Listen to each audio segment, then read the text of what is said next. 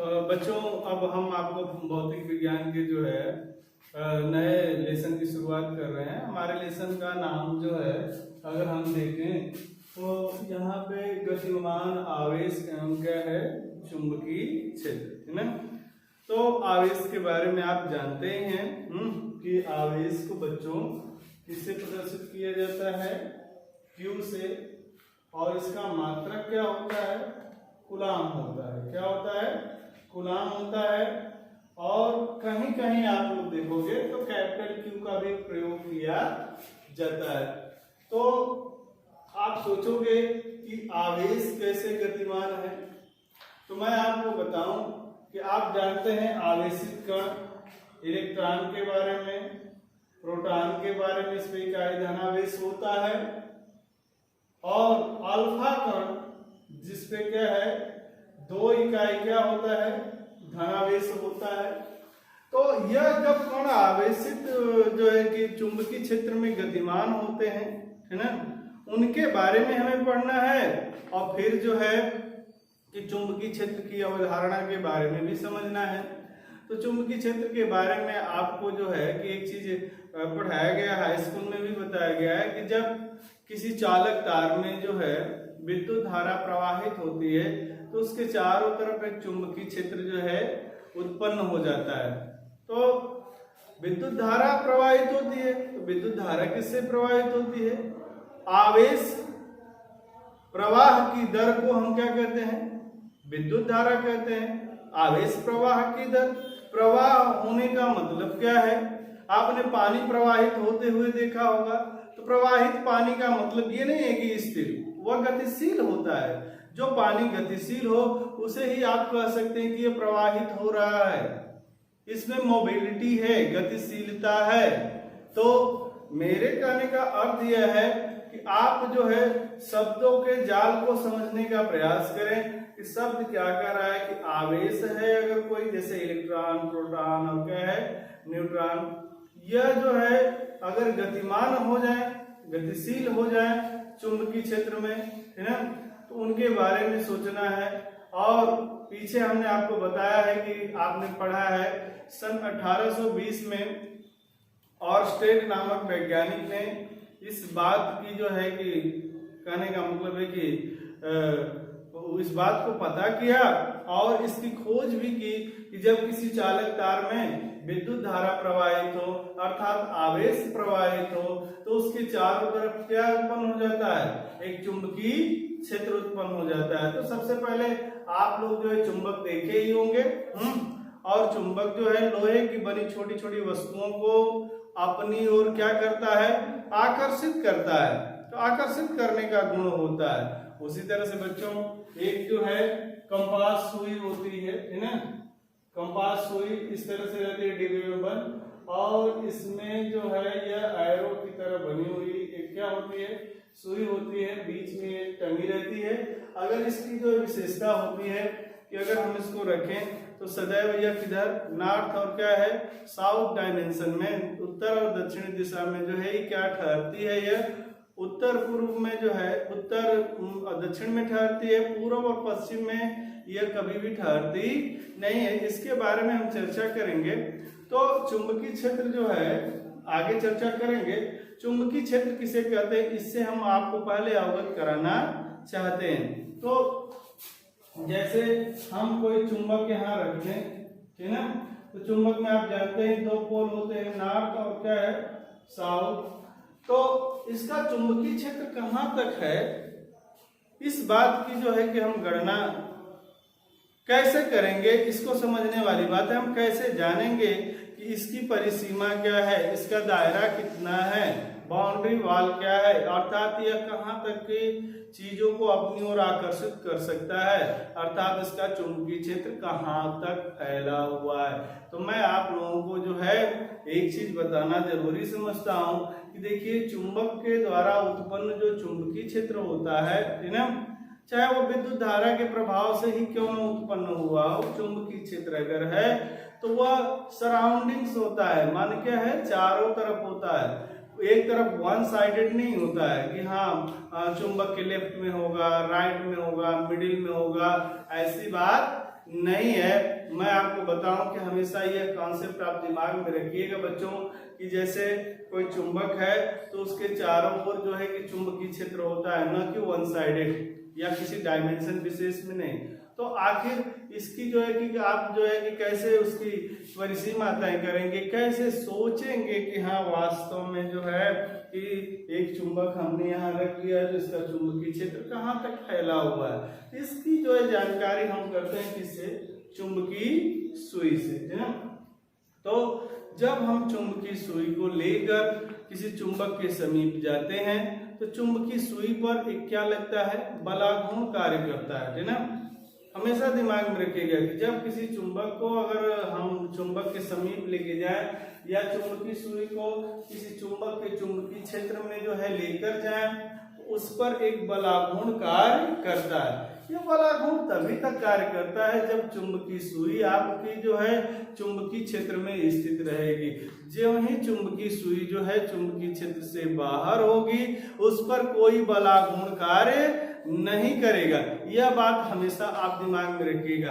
तो आप लोगों को यह चीज तो दिमाग में आ गई होगी, इतना तो समझ में आ गया होगा कि हाँ अगर चुंबकीय सुई जो है चुंबकीय क्षेत्र में स्थित रहेगी तो निश्चित है कि उस पर एक बलाघूर्ण कार्य करेगा।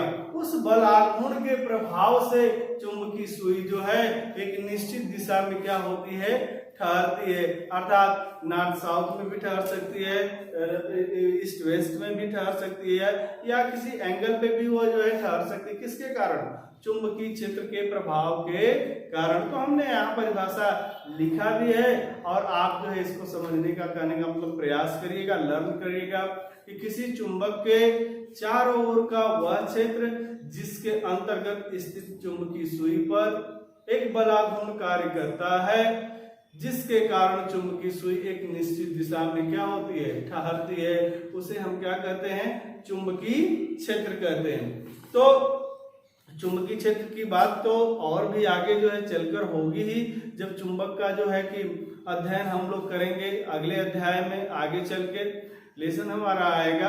मैं यहाँ आपको जो है कि मुख्य टॉपिक पहले बताना चाहता हूँ कि जो गतिमान है आवेश, अगर कोई आवेश चुंबकीय क्षेत्र में गतिशील है, चुंबकीय क्षेत्र में गतिशील है बच्चों, तो उसकी गतिशीलता के कारण, अगर वह गतिशील है तो उसकी गतिशीलता के कारण उस पर बल लगेगा। यहाँ एक चीज ध्यान देने वाली बात बन गई, गतिशील होना मीन्स चलना। अगर आवेश जाके चुंबकीय क्षेत्र में बैठ जाए, स्थिर हो जाए, तब आपसे कोई पूछे कि अगर एक चुंबकीय क्षेत्र है और उसमें जो है एक अल्फा कण स्थित है, या स्थित होने का मतलब क्या हुआ, स्थिर होना, स्थित है या स्थिर है, या कोई भी आवेशित कण स्थिर है, तो उस पे जो है कि क्या बल लगेगा। तो आपका उत्तर आना चाहिए सीधे कि यह जो है कि संभव ही नहीं है कि अगर वो गतिशील नहीं है तो उस पर कोई बल लगेगा। अर्थात अगर कोई आवेशित कण चुंबकीय क्षेत्र में स्थिर है तो उस पर कोई बल कार्य नहीं करेगा। लेकिन अगर वह गतिमान है तो उस पर एक बल कार्य करता है ना। इस बल की जो है खोज जो है लॉरेंज ने की थी, इसलिए इस बल को हम क्या कहते हैं, लॉरेंज बल। तो लॉरेंज बल को इस तरह से भी बताया जाता है, यदि कोई आवेशित कण चुंबकीय क्षेत्र में गतिमान है तो उस पर एक बल कार्य करता है, उस बल को हम क्या कहते हैं, लॉरेंज बल। यदि कोई आवेशित कण चुंबकीय क्षेत्र में जो है बच्चों, अगर कहने का आवेशित कण जिस पर Q कूलम आवेश हो और v वेग से चुंबकीय क्षेत्र B में जो है कहने का मतलब थीटा कोण पर प्रवेश करता है, तो उस पर लगने वाला जो है लॉरेंज बल यह बराबर Q v b sin theta, अर्थात यह बराबर Q गुणे v गुणे b गुणे sin थीटा। अब मैं बताऊं आपको कि यह जो है लॉरेंज बल है, Q जो है आवेशित कण पर स्थित आवेश का परिमाण है, v आवेशित कण का वेग है, b जो है चुंबकीय क्षेत्र है, थीटा v और b के बीच का क्या है, कोण है। अच्छा, अब यहाँ देखने वाली बात है, कंडीशन बनती है यदि आवेशित कण चुंबकीय क्षेत्र में लंबवत प्रवेश करता है अर्थात थीटा बराबर कितना है 90 डिग्री, तो आपको मालूम है कि यहाँ जो है थीटा की वैल्यू से साइन की वैल्यू परिवर्तित होगी। तो साइन थीटा अगर है तो साइन 90 डिग्री का मान कितना होता है 1 होता है। तो आप सीधे इसका प्रयोग कर सकते हैं कि यदि आवेशित कण चुंबकीय क्षेत्र में लंबवत प्रवेश करता है अर्थात थीटा बराबर कितने पे 90 डिग्री पे, तब आवेशित कण पर लगने वाला लॉरेंट बल F बराबर Q इंटू V इंटू क्या होता है V के बराबर होता है अर्थात F बराबर Q V V। लेकिन यदि आवेशित कण, देखिए शब्द को समझिए, लंबवत माने होता है 90 डिग्री कोण समझना है और समांतर माने जो है कि थीटा बराबर कितना 0 डिग्री। तो आप लोगों को बच्चों ये मालूम होगा कि साइन है ना 0 अंश का मान जो है कितना होता है 0। यदि इस फार्मूले में सब जो एक दूसरे के जो गुणन के रूप में है तो साइन थीटा की जगह पे यदि 0 रख दिया जाए तो यह बराबर भी क्या होगा 0 होगा। तो ये याद रखने वाली बात है कैसे ये सब हो रहा है कि यदि आवेशित कण चुंबकीय क्षेत्र में जो है चुंबकीय क्षेत्र के समांतर प्रवेश करता है तो उस पर कोई लॉरेंट बल कार्य नहीं करता है, समझ रहे हैं ना, और उसके डायमेंशन में कोई परिवर्तन नहीं होता है। अगर वह जिस दिशा से प्रवेश आगे बढ़ रहा है उसी दिशा में वो निरंतर आगे जो है चलता जाएगा। तो ये चीज आपको ध्यान में रखनी होगी। तो उस पर कोई तो पूछ भी देता है कभी प्रश्न की वह कौन सी स्थिति है जब जो है कि चुंबकीय क्षेत्र में कोई आवेशित कण प्रवेश करे, तो कहने का मतलब उस पर कोई बल कार्य नहीं करता। तो आप बता सकते हैं कि जब कोई आवेशित कण चुंबकीय क्षेत्र में क्षेत्र के समांतर अगर प्रवेश करता है तो उस पर कोई भी लॉरेंट बल कार्य नहीं करता है अर्थात यह बराबर क्या होता है 0। अब मैं आपको बताना चाहता हूं कि जब आवेशित कण चुंबकीय क्षेत्र में जो है प्रवेश करता है अगर गतिमान है तो आवेशित कण का पथ कैसा होता है, वे कैसा होता है, रास्ता कैसा होता है, पाथ कैसा होता है, मतलब वो कैसे पथ पे चलता है, कभी बल लगता है कभी बल नहीं लगता, अगर बल लगता है तब उसका पथ कैसा होता है। आप जानते हैं कि बल के बारे में आपको बताया गया है कि बल कोई भी हो, बल वह जो धक्का या खिंचाव है जो किसी वस्तु की स्थिति में परिवर्तन कर देता है या परिवर्तन करने का क्या करता है प्रयत्न करता है। बल के गुण के बारे में भी आपको पिछले क्लासों में पढ़ाया गया है कि बल किसी वस्तु के आकार और आकृति को परिवर्तित कर देता है। बल गतिमान वस्तु को विराम अवस्था में ला सकता है या विराम अवस्था में स्थित वस्तु को गति अवस्था में ला सकता है। बल जो है किसी गतिमान वस्तु की दिशा में परिवर्तन कर सकता है। अब यहाँ सोचने वाली बात है कि यदि आवेशित कण चुंबकीय क्षेत्र में गतिमान है तो निश्चित है कि उस पर बल लगेगा, अगर तो बल लगेगा तो उसका पथ कैसा होता है। तो कंडीशन के हिसाब से आपको हम समझाते हैं यहाँ पे कि जब आवेशित कण चुंबकीय क्षेत्र के लंबवत अर्थात थीटा बराबर 90 डिग्री पर प्रवेश करता है तब आवेशित कण का पथ जरूर यहाँ याद रखिएगा कि वृत्तीय पथ होता है। वह कैसे पथ पर घूमने लगता है, वृत्तीय पथ पर, अर्थात वह चुंबकीय क्षेत्र से बाहर नहीं जा पाता है, वह चुंबकीय क्षेत्र से बाहर नहीं जा पाता है बच्चों, यह हमेशा आप ध्यान में रखिएगा। तो अक्सर जो ऑब्जेक्टिव क्वेश्चन यहाँ पे बनते हैं कि आवेशित कण अगर जो है चुंबकीय क्षेत्र में जो है लंबवत प्रवेश करता है अर्थात थीटा बराबर कितना 90 अंश, तो निश्चित है कि आप यह मान लीजिए, मानना क्या है आपको ऐसे जो कॉमन याद रहना चाहिए उसका पथ कैसा होता है वृत्तीय होता है। यहाँ हमने आपको वृत्तीय पथ दिखाया है। थोड़ा सा मैं आपको बताना चाहता हूँ कि यह वृत्तीय पथ बड़ा भी हो सकता है छोटा भी हो सकता है, ठीक है। अब यह वृत्तीय पथ किस बात पर निर्भर करता है, तो वृत्तीय पथ वृत्त की त्रिज्या पर निर्भर करेगा। तो त्रिज्या किस पर निर्भर करेगी, यदि हम यहाँ पे थोड़ा सा मान लें आपको कि यदि आवेशित कण जो है पर आवेश का परिमाण Q हो तथा चुंबकीय क्षेत्र का मान क्या हो V हो और आवेशित कण का वेग क्या हो V हो और वृत्ताकार पथ की उसकी त्रिज्या R हो, तो आपको मालूम है पिछले क्लासों में कक्षा 11 में वृत्तीय गति में हमने आपको स्पष्ट बताया है कि जब कोई कण वृत्त की परिधि पर एक समान चाल से गतिमान होता है तो उस पर एक बल लगता है, उस बल को हम क्या कहते हैं अभिकेंद्र बल। क्या कहते हैं अभिकेंद्र बल। फिर हमने आपको बताया है कि यह अभिकेंद्र बल का स्वरूप अलग अलग हो सकता है। जैसे पृथ्वी सूर्य के चारों ओर गतिमान होती है, तो पृथ्वी पर लगने वाला जो अभिकेंद्र बल वह कहाँ से प्राप्त होता है?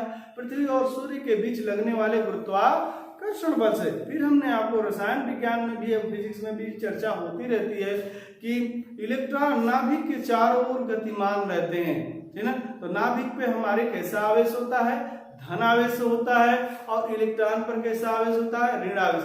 यहाँ पे जो कहने का मतलब सेंट्रिफ्यूगल फोर्स होता है, अभिकेंद्र बल जो होता है हमारा, वह उनके जो है वैद्युत बल से प्राप्त होता है, अर्थात वैद्युत बल ही वास्तव में अभिकेंद्र बल है। तो मैं यहाँ आपको बताना चाहता हूँ कि इसका मतलब यह है कि बल रहता है, बल का नाम अलग अलग हो जाता है। यहाँ भी यह वृत्तीय पथ पर चल रहा है, इसको अभिकेंद्र बल क्या है? मिल रहा है। तो यहाँ पे अभिकेंद्र बल इसको कौन सा बल प्रदान कर रहा है? लॉरेंज बल। कौन सा बल?